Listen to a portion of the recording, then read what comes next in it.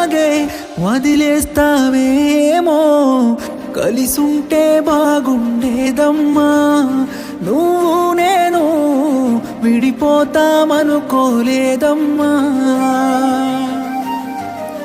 ప్రాణంగా ప్రేమించానమ్మా నిన్నే నేను దూరంగా వెళ్ళిపోయావమ్మా